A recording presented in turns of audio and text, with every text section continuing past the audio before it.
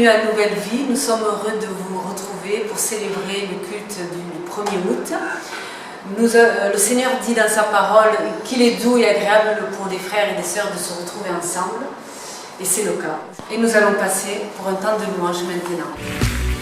L'incomparable, l'insondable, nous t'acclamons Seigneur pour tous nos colis qui continuent à arriver, pour le miracle que tu accomplis dans chacune de nos vies. Voilà pourquoi ce matin nous voulons dire que tu as transformé l'eau en vin, guéri l'aveugle par ta main. Nul n'est comme toi.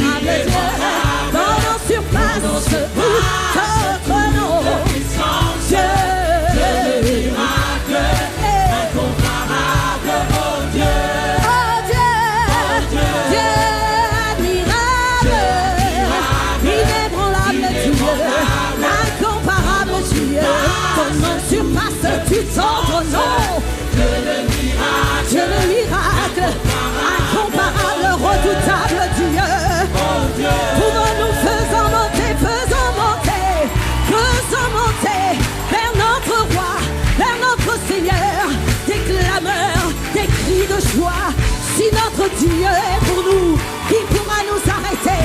Et si Dieu est avec nous, qui sera contre nous?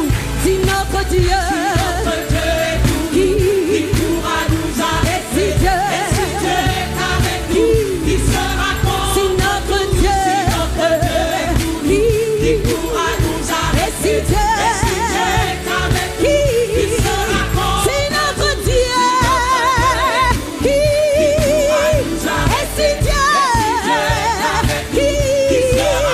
Si notre Dieu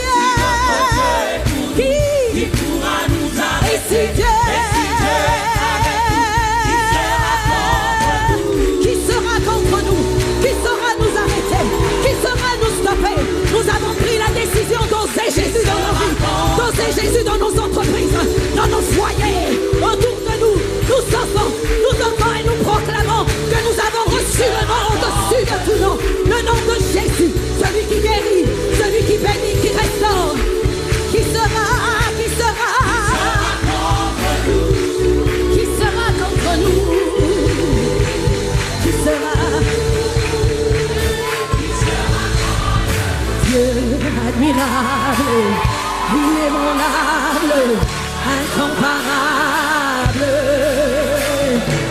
admirable, inébranlable, incomparable.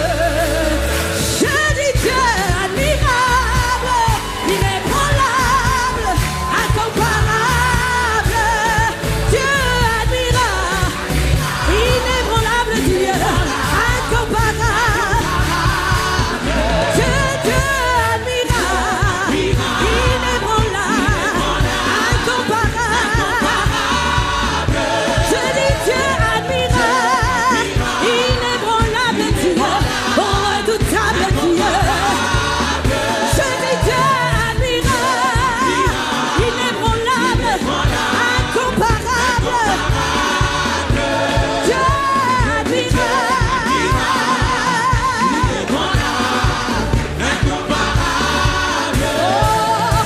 Je veux célébrer, célébrer, célébrer. Je veux célébrer, célébrer, célébrer. Quelqu'un dise que je veux célébrer, célébrer.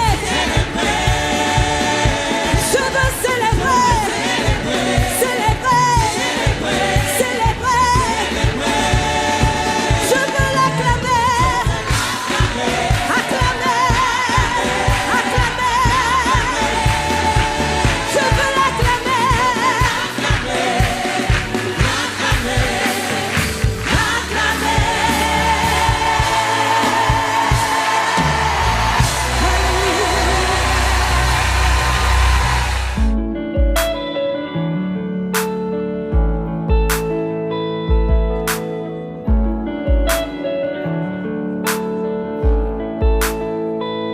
bien avant le chant qui créa l'univers, bien avant l'esprit qui planait sur la terre, bien avant que tu me formes de la poussière,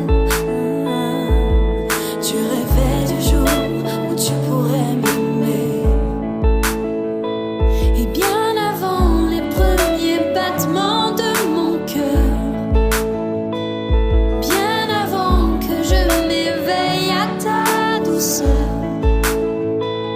bien avant mes doutes, mes joies et mes douleurs, tu rêvais du jour où je pourrais t'aimer. Tu rêvais du jour où je pourrais t'aimer. Abba Père, je suis à toi. Abba Père, je suis à toi. Abba Père, je suis à toi. Abba Père, je suis à toi.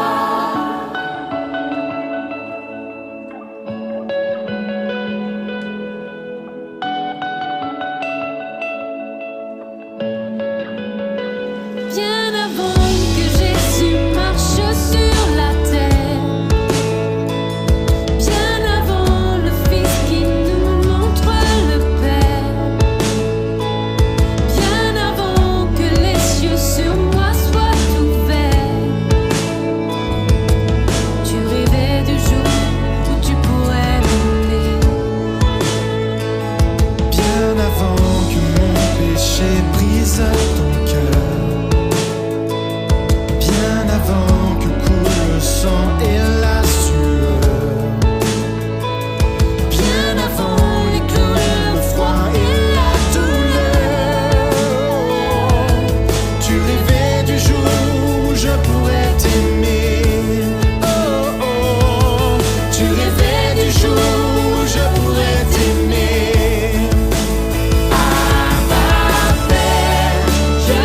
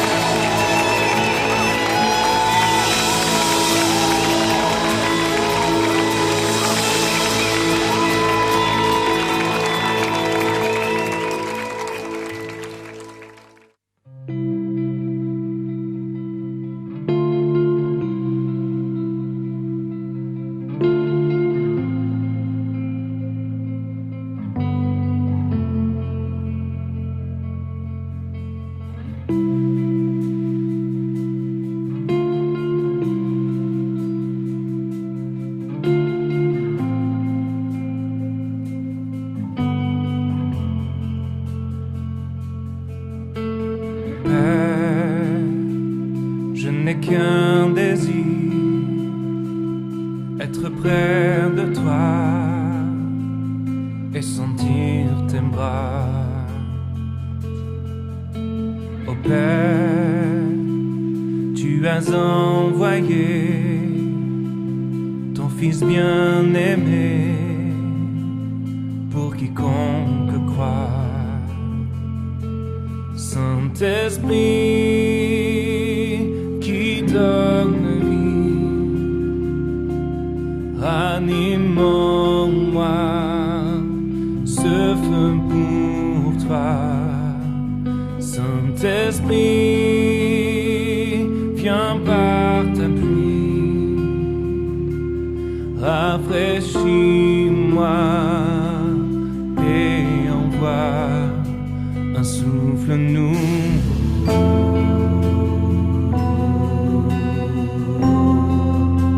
un souffle nouveau,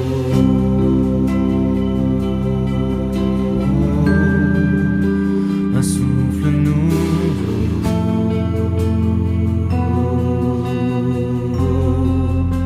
un souffle nouveau.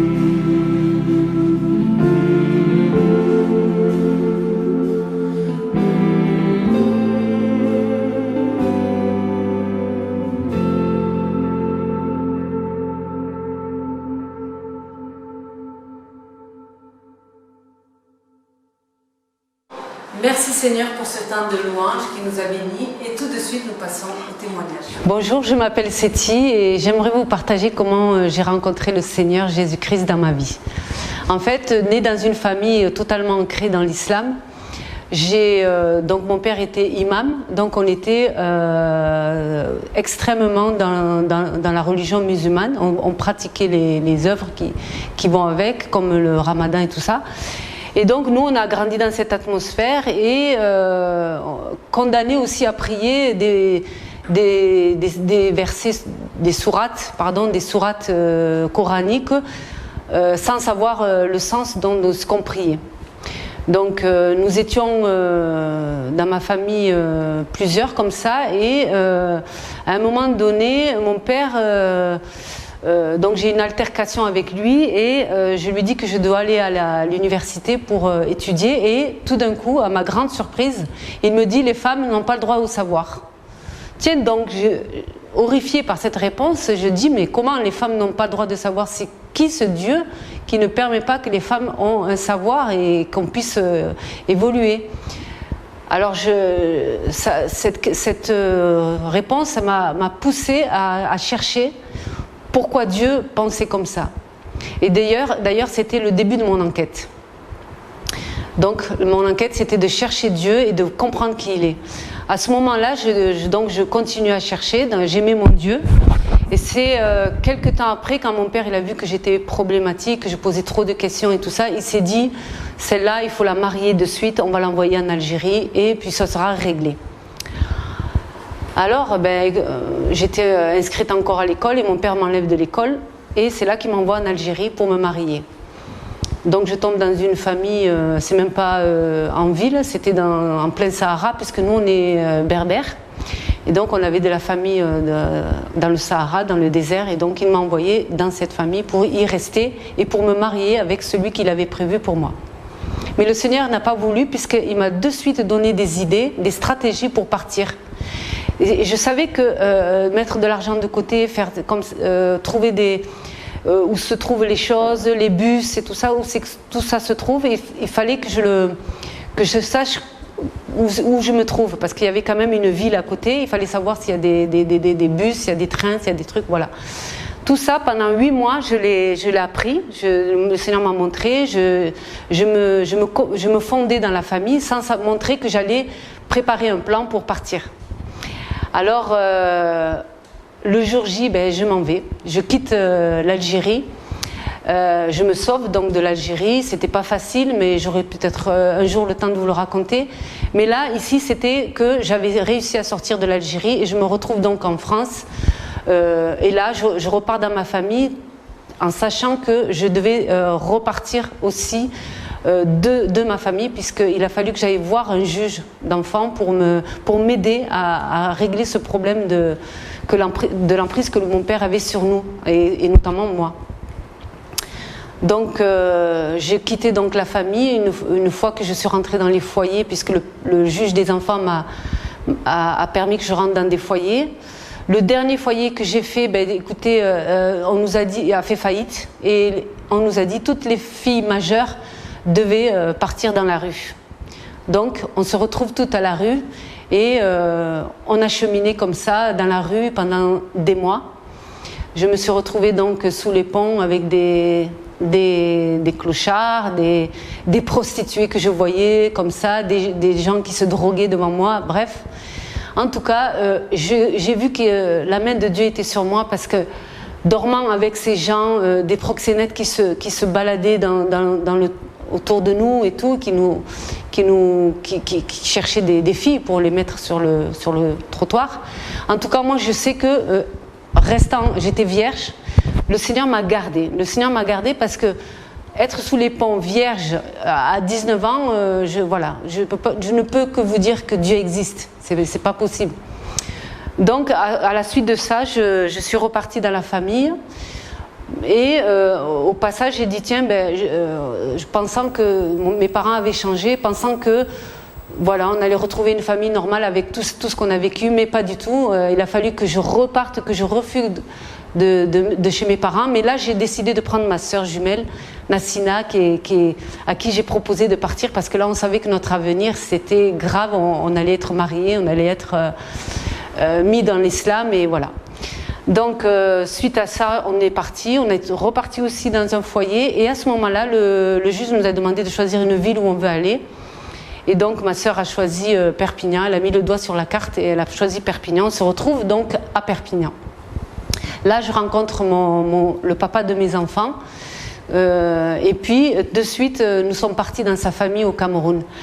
Là-bas, je fais une expérience surprenante puisque je vois mon ex-belle-sœur et mon ex-beau-frère avec une joie immense et je demande pourquoi cette joie immense. Et c'est là qu'on m'explique que mais nous, on est chrétiens, on va voir, tous les soirs, on va prier. On a une joie dans notre cœur parce qu'on a rencontré le Seigneur Jésus-Christ. Ah bon? Et j'ai dit, mais je les vois avec ce livre, et je dis, mais c'est quoi ce livre? Et je demande qu'on me donne aussi ce livre parce que je veux savoir plus. Donc moi, on me ramène une petite Bible de Gédéon et je commence à lire la parole. Et vous savez, dès que j'ai commencé à lire, c'est comme si tout ce que je savais de l'islam est venu, était faux. Et bien sûr, c'était faux, mais que la réponse à mes questions, elle était dans ce livre. Et j'ai commencé à lire, jusqu'au point de ne plus sortir. Donc je suis restée au Cameroun un peu assez de temps, mais même en rentrant en France, pendant des mois, j'ai continué à lire. Et j'ai vu que le Saint-Esprit quand même, que je ne connaissais pas, mais je savais que j'étais enseignée parce que je connaissais plein de choses. Et d'ailleurs mon ex-beau-frère me l'a confirmé après. Donc suite à ça, je corresponds avec mon beau-frère. Et nous, un moment, il vient en France. Dieu suscite un problème pour lui. Donc on dit qu'il a mal à la tête. Il faut qu'il soit soigné en France parce qu'il n'y avait pas assez de médecins au Cameroun. Et donc c'est là qu'il vient en France, mais quelques années après. Alors, moi je trouve ça très bien parce que c'est lui qui m'a parlé de Jésus-Christ et voilà quoi. Et c'est là qu'il arrive, on parle ensemble, on est dans la cuisine et il me dit, tu sais, est-ce que tu as rencontré Jésus? J'ai dit, ben je le cherche encore, mais je suis dans la bonne voie parce que j'avais la parole, j'avais tout avec moi. Et j'étais contente, j'étais fière de lui expliquer la parole et tout. Et c'est là que il me dit, on va lire Jean, où il dit, au commencement fut la parole et la parole était chair. C'est là que ça a commencé. Donc je disais toujours, oui c'est vrai ce que dit la parole. Oui c'est vrai, chaque fois je lui disais comme ça, oui c'est vrai, la parole est dit vrai. Donc on se laisse, moi je vais faire ma petite sieste, c'était donc en janvier 98. Et là je fais une petite sieste et je fais un rêve. Et tout de suite je me trouve dans le ciel avec, donc je vois le Seigneur Jésus-Christ dans sa robe. Je ne vois pas son visage, mais je vois sa robe et je me trouve adossée à un bar céleste, tout argenté, dans les cieux. Alors, je ne comprends pas, mais je suis rassurée parce que Jésus est à ma droite.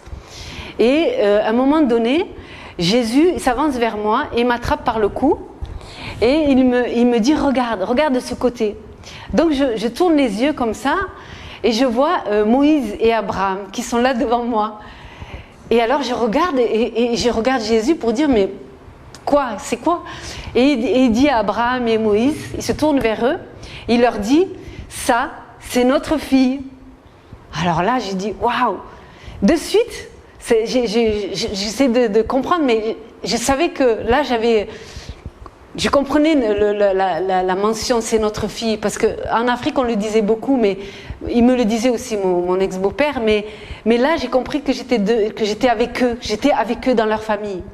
Bon, ce rêve se finit et je vis un autre rêve qui suit de suite après. Et là je me trouve assise sur un banc et en face de moi, comme les murs en Égypte, comme si j'étais en Égypte, et on se trouve dans le temple égyptien, et je vois le Seigneur Jésus-Christ qui se bat avec le diable sur mon âme. Et mon âme était au centre, représentée comme quelque chose de gluant, comme du sang. Et là, je vois le Seigneur Jésus qui dit, elle est à moi. Et le diable qui tire à son tour et qui dit, non, elle est à moi. Et le Seigneur qui reprend, qui dit, non, elle est à moi. Et ainsi de suite, comme ça, comme un match de tennis. Et à un moment donné, Jésus, il se fâche. Et il crie comme ça, mais ce n'est plus Jésus avec sa robe blanche, c'était Jésus, le lion de Juda. Il a sorti ses griffes. Je vais vous faire rire un peu, mais ça ressemble un peu au logo de Peugeot. Et en fait, c'est vrai, il avait ouvert sa gueule et il a commencé à crier comme ça, en s'adressant au diable, bien sûr. Il dit comme ça, mais elle est à moi. Je t'ai dit qu'elle est à moi. Et au moment où il dit, elle est à moi, tout d'un coup, il fait comme ça avec ses griffes. Et là, mon cœur, physiquement, dans mon lit, j'ai entendu un clac dans mon cœur. Et j'ai senti qu'il y avait quelque chose de physique qui s'était passé pendant que je faisais ce rêve. Donc, le rêve se termine. Et puis, je me lève comme essoufflée, comme si j'avais fait un marathon, parce qu'il s'était passé des choses dans ce rêve. Et je me réveille, mais comme quelqu'un de nouveau, ben oui, quelqu'un de nouveau, et comme une paix, voilà. Merci Seigneur. Et là, j'étais plus la même Séti. Je pourrais même dire que c'était comme à l'époque, il y avait des disquettes. À l'époque, c'était les disquettes, on enlevait les anciennes disquettes dans la tour qu'on a, les ordinateurs, et puis on mettait les nouvelles disquettes. C'était pareil. L'ancienne Séti avait été retirée et la nouvelle Séti a été mise. Voilà. Je ne peux pas l'expliquer mieux que ça. Et vraiment, à partir de ce moment, j'ai complètement été guérie de la dépression, des maladies. J'avais de la dépression, j'avais des petits problèmes que je ne peux pas tout expliquer là maintenant, mais j'ai reçu des bénédictions de suite. Ensuite, j'ai commencé à avoir ce feu pour le Seigneur et ma vie, elle a changé parce que je ne voyais plus de la même façon. D'ailleurs, par exemple, les petits mensonges comme ça qu'on faisait au téléphone, je ne pouvais plus les faire. J'avais mon patron qui m'avait demandé de mentir, je lui ai dit non, je ne peux pas le faire. Voilà, des exemples comme ça. Puis j'ai commencé à être ce que la parole me disait. Bon, après, il y avait des fois, j'ai manqué le but, c'est sûr. Des fois, j'ai péché. Il y a pas de, voilà, il y a eu des fois où je suis tombée, mais Dieu m'a toujours relevé. Dieu m'a toujours aidé dans tout ce que je faisais dans ma démarche avec lui. Et vraiment, je loue le Seigneur pour s'être adressé à moi et venir dans ma vie, quoi. Donc, il y a une chose que je peux vous dire, c'est que la vie avec Jésus, c'est une aventure, c'est une nouvelle vie, c'est une nouvelle dimension, et je peux vous encourager à le connaître. Suite à cela, donc, j'ai voulu me faire baptiser parce que je sentais que ça venait de Dieu, puisque c'était dans mon cœur très très fort. Donc j'ai tout fait pour... j'ai parlé au pasteur, j'ai dit « Pasteur, il faut que je me fasse baptiser parce que c'est très important pour moi, c'est maintenant ou jamais, c'est les mots que j'ai reçus, c'est maintenant ou jamais. » Et je pense que, bon, peut-être que Dieu l'aurait trouvé une autre, mais je pense que à ce moment-là, il fallait le faire. Voilà, donc tout ça pour vous dire que Dieu, cette rencontre avec le Seigneur Jésus, ça m'a reconnecté avec le Père. Ça m'a donné un nouveau statut, ça m'a changé, ça a fait de moi la fille du roi. Et ça m'a donné surtout des nouveaux rêves, des nouveaux projets avec le Seigneur. D'ailleurs, je me plais à servir dans l'église parce que au début, j'amenais des petits messages, tout ça, et puis aussi, vous savez, les services dans l'église, ça montre aussi votre amour pour Dieu. C'est pas que pour les gens qui sont là, mais ça montre comment vous investissez dans le royaume. Parce que c'est investir dans le royaume, de faire du ménage, de faire du conseil ou d'aller visiter les malades. C'est vraiment ça, quoi. Donc moi, je suis reconnaissante pour le Seigneur de m'avoir permis maintenant aussi d'être à la louange. Parce que la louange, c'est quelque chose aussi que j'aimais beaucoup. On disait que mon père, quand il était imam, il aimait louer et que ça venait de lui. J'ai fait un rapprochement et je me suis dit oui, nous dans notre famille, on aimait louer.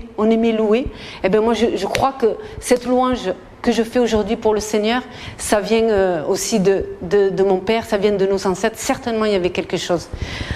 Voilà, merci Seigneur. Et qu'est-ce que je peux vous dire, que je vous encourage donc à rester connectés, à avoir des rêves et des projets.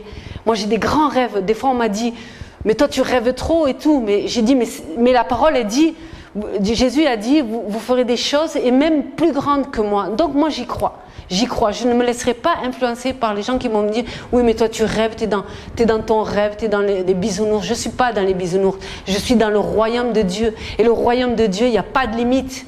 Il n'y a pas de limite. Qu'est-ce que je peux vous dire de plus aussi, que la vie elle est bien mieux, meilleure. Bien sûr que vous allez avoir vos problèmes et tout. Les gens ont des problèmes, le monde a des problèmes, mais les chrétiens ils ont des problèmes, mais ils ont Jésus.